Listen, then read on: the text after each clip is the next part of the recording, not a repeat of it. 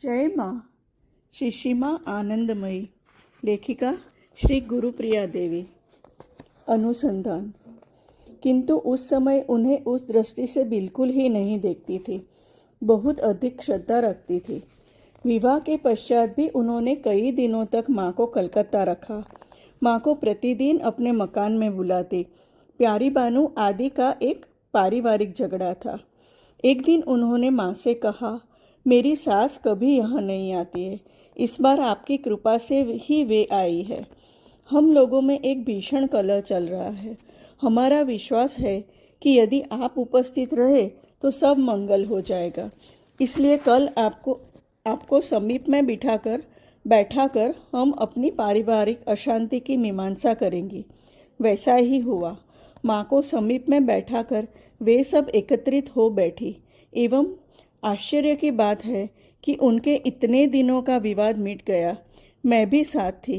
उन्होंने माँ से कहा, आपके कृपा से ही यह मीमांसा हुई। आप हमारा बगीचा छोड़कर कहीं भी नहीं जा सकेगी। सास ढाका में रहती थी, इस कारण वे ढाका जाती न थी। उस समय यह निश्चय हुआ कि सब लोग ढाका जाएंगे। माँ से यहाँ आकर अपने साथ भेंट करने को कहा। मुसलमानों के बगीचे में काली पूजन हो, यह कोई कम साधारण बात नहीं है। केवल माँ के प्रति प्यारी बानू की श्रद्धा थी, इसी कारण वह हो सका था। हाँ, बीच में राय बहादुर योगेश बाबू भी थे। माँ के साथ हम लोग ढाका लौट आए। प्यारी बानू के पुत्र और कन्या के विवाह के अवसर पर स्व चितरंजन दास जी की बड़ी लड़की अपर्णा देवी निमंत्रित होकर आई थी। माँ के बदन पर लाल किनारे की साड़ी और कपाल पर बड़ा सा सिंदूर का टीका देखकर उन्हें अपनी माँ के वासंती देवी के बहुत दिन पहले देखे हुए एक स्वप्न की स्मृति जाग उठी। वासंती देवी ने विधवा होने से पहले एक दिन स्वप्न देखा था कि एक स्त्री जिनके बदन पर लाल पाड़ की साड़ी और कपाल पर बड़ा सिंदूर का टीका था, उनसे कह रही थी, तुम सावधान हो जाओ, तुम्हारे ऊपर भयानक विपत्ति आ रही है। अपर्णा देवी को उक्त स्वप्न की बात याद आते ही उन्होंने वासंती देवी के निकट माँ का संवाद भेजा। एक दिन प्यारी बाबू के मकान के कीर्तन में वासंती देवी माँ को देखने आई। वे बहुत देर तक माँ की ओर निहारती रही। सबके पूछने पर उन्होंने कहा, बहुत दिन की बात है, मुझे ठीक स्मरण नहीं है, फिर भी यही मूर्ति मैंने स्वप्न में देखी थी। तदनंतर अपर्णा देवी को आदेश देकर उन्होंने माँ को कीर्तन सुनवाया एवं स्वयं माँ को गोद में लिया। उक्त दास महोदय की बहन उर्मिला देवी के साथ वासंती देवी फिर भी अनेक बार माँ के समीप आई एवं अपने मकान में भी माँ को ले गई। तीनों की ही माँ पर असीम श्रद्धा थी। अपर्णा देवी भी माँ को अपने घर ले गई। प्यारी बाबू का ढाका आगमन। कुछ दिनों के बाद संवत 1984 में ही प्यारी बानू और बहू तथा लड़की और जामाता के साथ ढाका सास के समीप आई। एक दिन उन्होंने माँ के हाथ की रसोई खाने के लिए कहा था, इसलिए उनसे खाने के लिए कहा गया। माँ ने अपने ही हाथ से अधिकांश रसोई बनाई।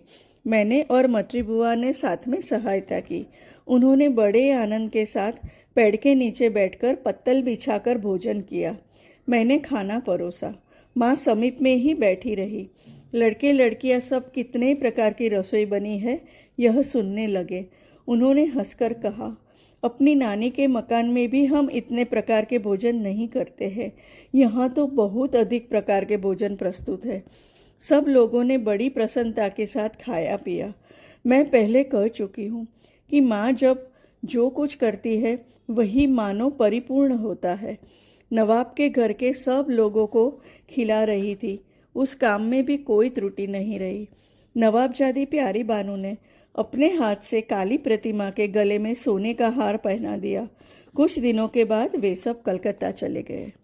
कामाख्या यात्रा संवत 1984 विक्रम। माँ का गुवाहाटी जाने का निश्चय हुआ। इधर कुंभ मेले में जाते समय मुंसिफ दिनेश चंद्र राय महाशय के साथ कलकत्ते में माँ की भेंट हुई थी। वे उस समय सपरिवार कलकत्ते में ही थे। थोड़े दिन पहले उनका एक होनहार लड़का मर गया था। वह लड़का नंदू के साथ प्रेसिडेंसी कॉलेज में बीए कक्षा में पढ़ता था। नंदू ही दिनेश बाबू और उनकी स्त्री को माँ के साथ भेंट कराने के लिए ले आया था। माँ के दर्शन कर उन्हें बड़ी सांत्वना मिली थी। उसके बाद एक छुट्टी में वे मातृ सत्संग लाभ के लिए ढाका आकर भाड़े का मकान लेकर रहे थे। उस समय वे माँ को एक बार फिरोजपुर ले जाने के लिए अनुरोध करने लगे। गिरिजा शंकर जी का मकान वरिशाल के बाईसारी गांव में है। वे भी एक बार माँ को अपने घर ले जाना चाहते थे। माँ हम सब लोगों को साथ लेकर संवत 1984 में ही गुवाहाटी कामाख्या दर्शन के लिए चली।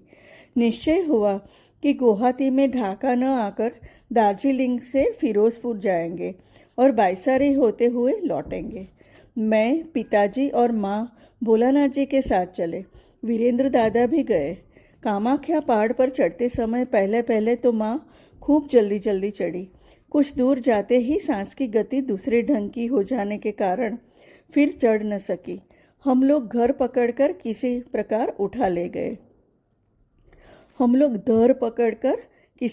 उठा ले गए। ऊपर जाकर देखते हैं कि काशी से कुंजमोहन मुखोपाध्याय जी आए हैं। निर्मल बाबू आए नहीं, किंतु उनकी स्त्री आई है।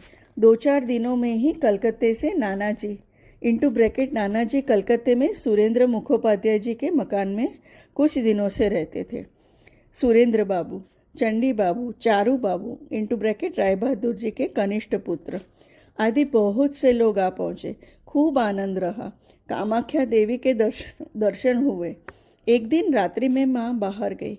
उन्होंने देखा संपूर्ण पहाड़ मानो एक पवित्र सत्ता से चारों ओर परिव्याप्त है।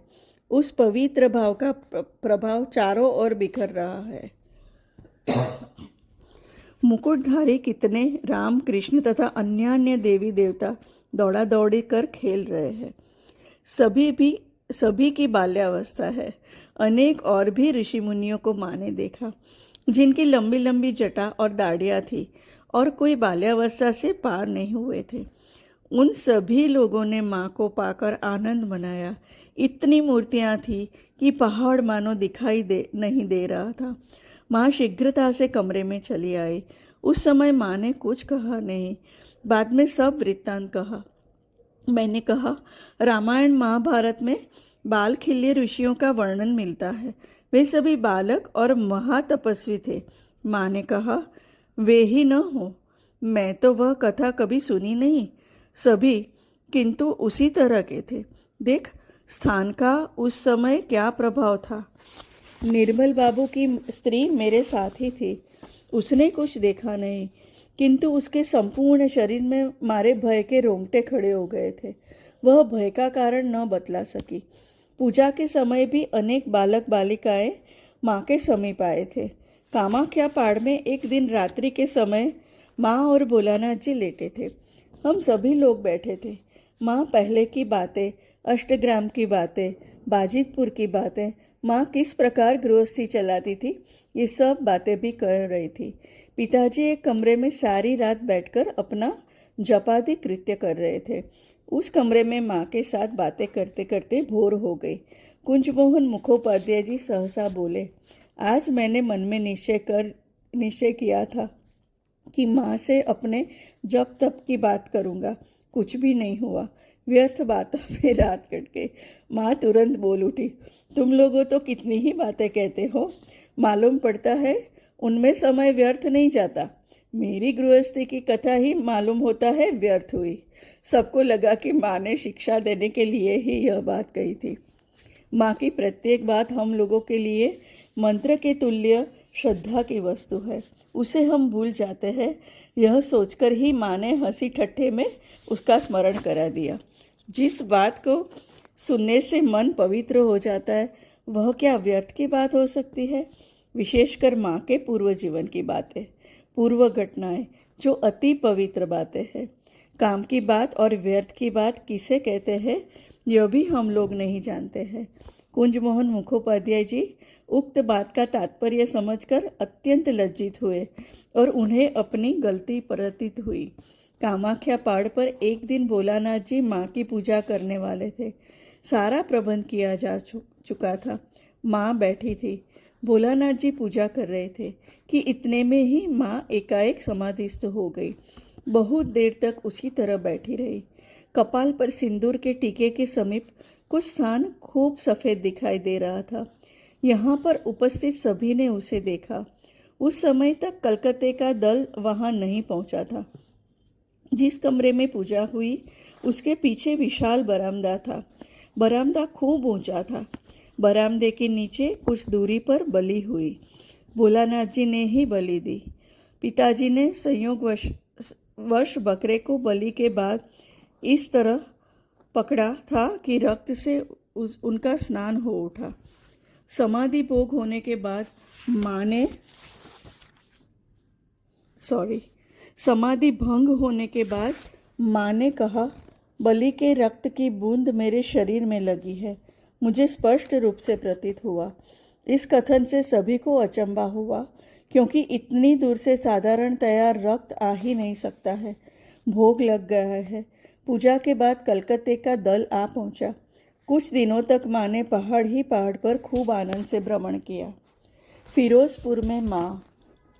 उसके अनंतर माँ ने फिरोजपुर की ओर प्रस्थान किया। माँ के जाने में विलंब होने के कारण दिनेश बाबू ने टेलीग्राम से सूचित किया कि मैं नहीं रह सका। बदली होने के कारण चला जा रहा हूँ, किंतु फिरोजपुर के सब लोगों को माँ दर्शन दे जाए। ढाका के गिरिजा बाबू, सुबोध, सीतानाथ सब फिरोजपुर जाकर माँ की प्रतीक्षा कर रहे थे। हम लोग फिरोजपुर पहुँचे। (1985) स्टीमर से उतरकर थोड़ी दूर नाव से जाना पड़ता है। नाव के घाट पर पहुँचते ही कीर्तन की अति मधुर ध्वनि सुनाई देने लगी। माँ की भावावस्था हो पड़ी। नाव के घाट पर लगते ही बहुत से लोग कीर्तन करते करते घाट पर आते दिखाई देने लगे। सब माला चंदन लेकर आ रहे थे।